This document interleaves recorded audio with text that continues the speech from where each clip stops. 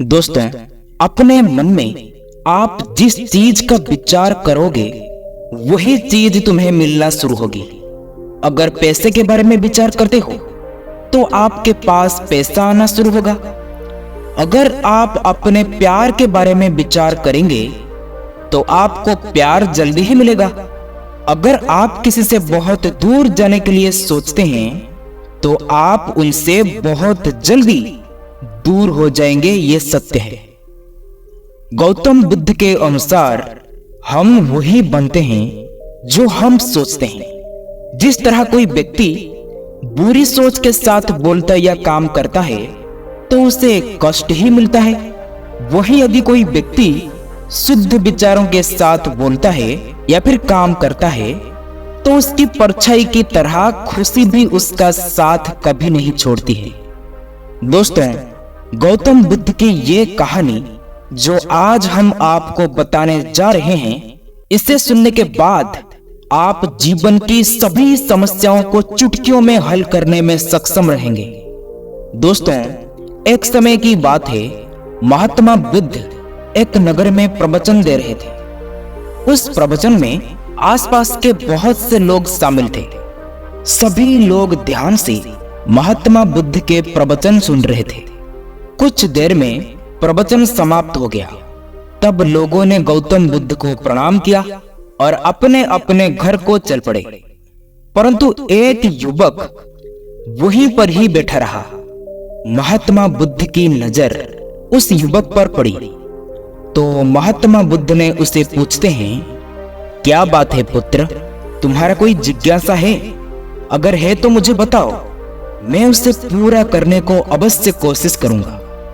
ये बात सुनकर युवक महात्मा बुद्ध के पास गया और प्रणाम करके बोला, प्रभु, मैं बहुत उलझन में हूं। जितना इस बारे में सोचता हूं उतना ही उलझ जाता हूं। ये कैसी उलझन है? फिर युवक हाथ जोड़कर बोला, प्रभु, ये संसार कितना विशाल है।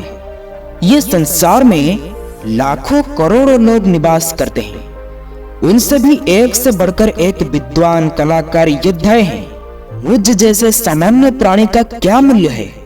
युवक की बात सुनकर बुद्ध मुस्कुराते हुए बोले, हे पुत्र, तुम्हारी जिज्ञासा का उत्तर तुम्हें मिल जाएगा, पर इसमें थोड़ा सा समय लगेगा। क्या तब तक आप मेरा एक छोटा सा काम कर सकते हो? युवक कहता है, प्रभु, ये तो मेरे लिए गर्व का विषय है कि मैं आपके काम कर सकूं। युवक ने पुनः अपने हाथ जोड़ दिए और कहा, आप आदेश करें प्रभु, मैं आपके आदेश को अपना जान देकर भी पूरा करूंगा।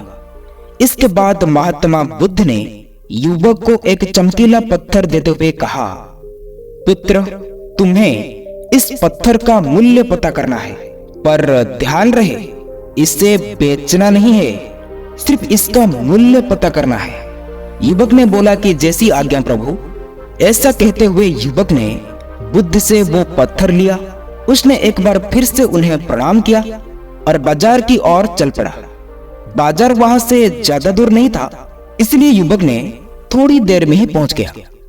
उस समय सुबह का समय था, इसलिए बाजार अभी ठीक से लगा नहीं था और वहां पर सिर्फ 2-4 दुकान खुले थे।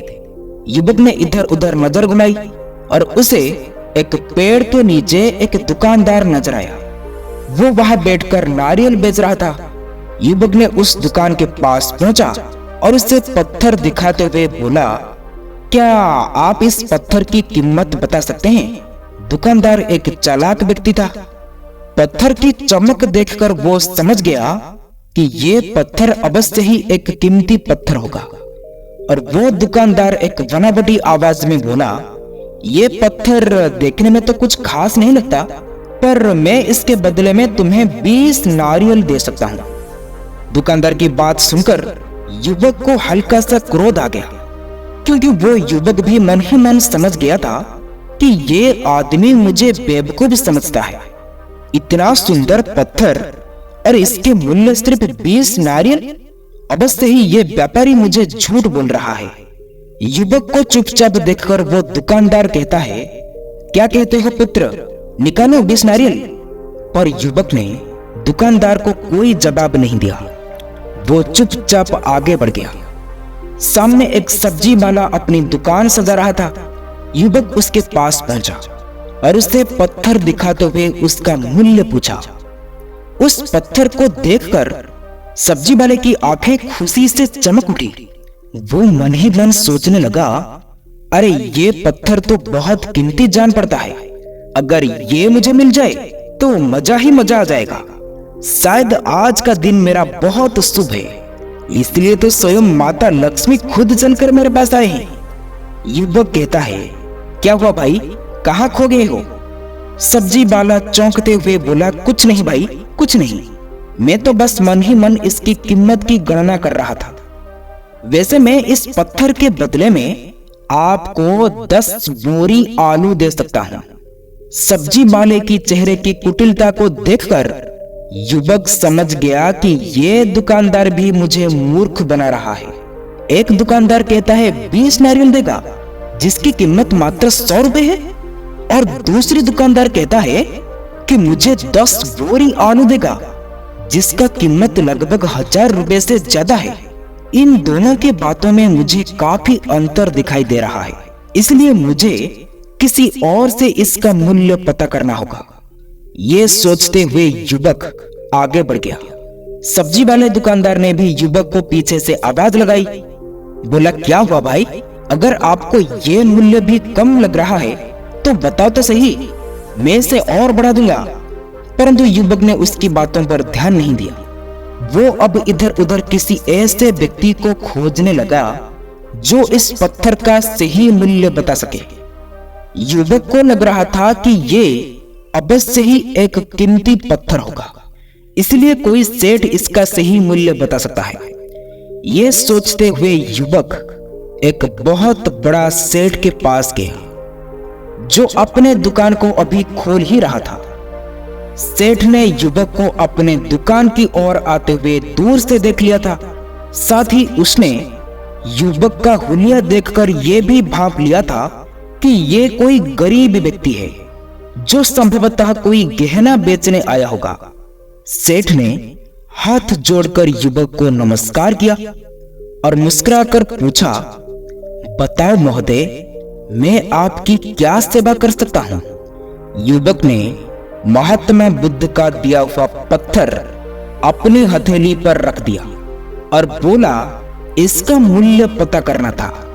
क्या आप मुझे इस पत्थर का सही मूल्य बता सकते हो? पत्थर को देखते ही सेठ ने उसे पहचान गया कि ये बेशकीमती रूबी पत्थर है, जो सिर्फ किस्मत वालों को ही मिलता है। वो सेठ बोला, ये पत्थर मुझे दे दो और मुझसे 50 लाख रुपए ले लो। ये कहते हुए सेठ ने पत्थर लेने के लिए अपने दाहिने हाथ को बढ़ाया, पर तब तक युवक ने पत्थर को अपनी मुट्ठी में बंद कर लिया था।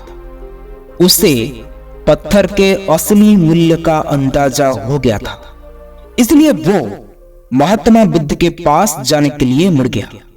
सेठ ने उसके पीछे से आवाज लगाई, बोला कि अरे भाई रुको, रुको तो सही, मैं आपको 1 करोड़ देने को तैयार हूं, लेकिन मुझे ये पत्थर दे दो। लेकिन युवक को वो पत्थर बेचना तो था ही नहीं, इसलिए वो रुका नहीं और दुकान से तुरंत बाहर आ गया। परंतु सेठ भी कम चालाक नहीं था। वो उस अनमोल पत्थर को किसी भी कीमत पर अपने हाथ से जाने नहीं देना चाहता था।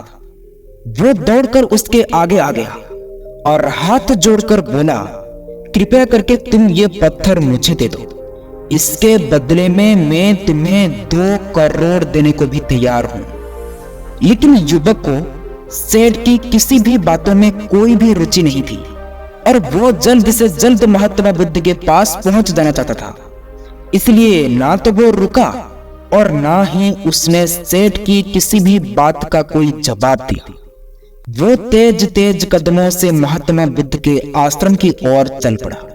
लेकिन सेठ ने तब भी पीछे से आवाज लगा रहा था कि भाई साहब, ये अत्यंत मूल्यवान पत्थर है, बहुत अनमोल है, तुम जितना पैसा कहोगे मैं दूंगा, कृपया करके मुझे ये पत्थर तो दे दो। ये सुनकर वो युवक भी परेशान हो गया। उसे लगा कि कहीं ये पत्थर के लालच में सेठ उसे पकड़कर जबरदस्ती ना करने लगे, इसलिए वो तेजी से आश्रम की ओर दौड़ पड़ा। युवक जब महात्मा बुद्ध के पास पहुंचा तो वो बुरी तरह से कांप रहा था। उसे देखकर महात्मा बुद्ध ने मुस्कुराए और बोले, क्या बात है पुत्र, तुम कुछ डरे हुए क्यों लग रहे हो? युवक ने महात्मा बुद्ध को प्रणाम किया और सारी बात बताई। साथ ही वो पत्थर भी उन्हें वापस कर दिया। महात्मा बुद्ध ने पूछे, क्या हुआ पुत्र? वो शिष्य ने बोला, गुरुदेव, नारियल वाले ने इसका मूल्य सिर्फ 20 नारियल बताया और आलू वाले ने 10 बोरी आलू, परंतु सेठ ने बताया कि ये पत्थर अनमोल है और वो मुंह मांगी कीमत देने के लिए भी तैयार था। महात्मा बुद्ध ने बोले, इस पत्थर के गुण जिसने जितने समझे उसने इसका मूल्य उसी हिसाब से ही लगाया। ऐसे ही ये जीवन है। प्रत्येक व्यक्ति खान से निकले हुए एक हीरे के समान है, जिसे अभी तराशा नहीं गया है। जैसे जैसे समय की धार व्यक्ति को तराश जाती है, व्यक्ति की कीमत बढ़ती चली जाती है। ये दुनिया एक व्यक्ति को जितना पहचान पाती है उसे उतने ही महत्व देती है। ये कहते हुए बुद्ध एक क्षण के लिए रुके और फिर बोले, पुत्र, आदमी और हीरे में अंतर बस ये है कि हीरे को कोई दूसरा तराशता है और व्यक्ति को अपने आप को ही स्वयं ही तराशना पड़ता है। और जिस दिन तुम अपने आप को तराशने लगो, तुम्हें भी तुम्हारा मूल्य बताने वाला कोई ना कोई सेठ जरूर मिल ही जाएगा। दोस्तों, गौतम बुद्ध ने उस लड़के को यह सीख देना चाहते थे कि जो इंसान अपने मन में खुद के बारे में विचार करता है वो व्यक्ति उसी के समान ही बनता जाता है। किसी इंसान को अगर दुनिया की किसी भी चीज से सच्चे मन से लगाव हो जाए तो वो इंसान उस चीज को प्राप्त कर लेता है। परंतु जब आप ये सोचते हो कि इस दुनिया में मैं कुछ भी नहीं कर सकता हूं, क्योंकि इस दुनिया में तो मुझसे भी कई बड़े बड़े टैलेंटेड लोग हैं, जब वो कुछ नहीं कर सकते हैं तो मैं क्या कर सकता हूं? दोस्तों, यदि आप हमेशा ऐसे ही सोचोगे, आपका अवचेतन मन आपके इस विचार पर काम करना शुरू कर देगा। इसलिए अपने सामने कभी भी गलत सोच नहीं आना चाहिए। दोस्तों, हम आशा करते हैं कि आपको इस वीडियो से काफी कुछ सीखने को मिला होगा। आप हमें अपना कीमती समय देने के लिए आप सबको बहुत बहुत धन्यवाद। ये कहानी आप लोगों को अच्छी लगी हो तो वीडियो को शेयर, सब्सक्राइब, लाइक जरूर करें।